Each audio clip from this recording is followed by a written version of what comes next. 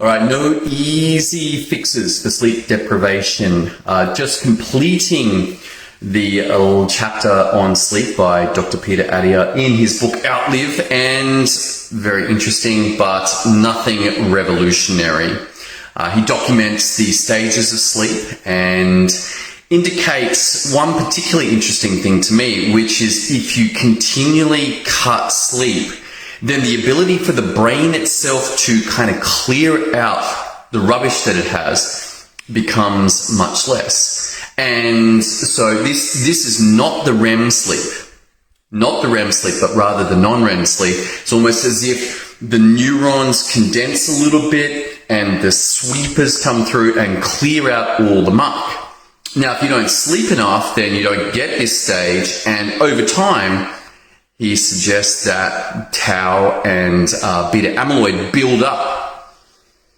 These are not good things. Not good things. And that there is a negative cycle whereby more tau, more beta amyloid lead to more insomnia, and the cycle gets worse. Now, this is clearly implicated in Alzheimer's, so it's something we want to avoid.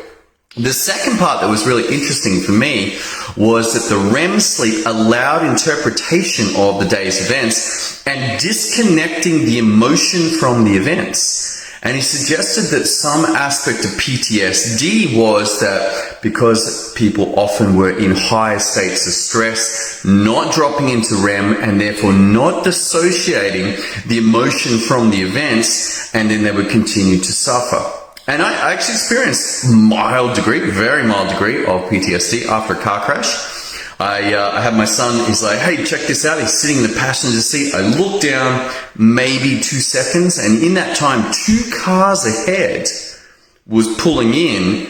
The car ahead jammed on their brakes. I missed the whole thing, smashed into them. And for about 10 weeks afterwards, whenever I was in the car, I'd be like, oh, jumpy. And I mean, this is very mild. This isn't severe PTSD or anything like that. So, but it gave me a little taste of what severe PTSD would be like. And I was like, don't want that one. But the interesting thing that Peter suggests is that there was no real quick fixes for sleep. It's critical, it's important, but the drugs don't work. And if you happen to be taking the drugs or prescribing the drugs, most likely you are inducing a state of unconsciousness rather than actual beneficial sleep. And whether it's the first generation sleepers, like the benzos, second generations, like zolpidem, didn't really matter. They don't really work that well. It's like, damn it. And his suggestion was, you've got to get these people off them. Get them off the sleepers and get them into good sleep routine. You're familiar with this. I'm familiar with this. It's like, okay, caffeine usage, dark rooms, cool rooms. And my interesting take was how much you have to avoid the 21st century in your bedroom. Getting rid of the chargers, getting rid of the clocks, getting rid of things that go beep, getting rid of lights that flash, all have to go. And the room should be as dark as possible and cool.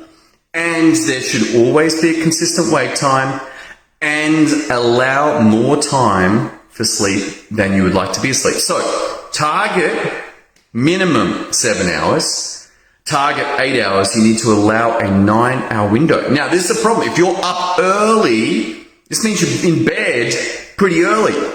Like if I'm getting up at 5 a.m. and I want an 8-hour sleep window and I'm going to allow 9 hours, that means I'm in bed at 8 p.m. I'm not in bed at 8 p.m. I'm like, oh my goodness, 8 p.m.? This is early.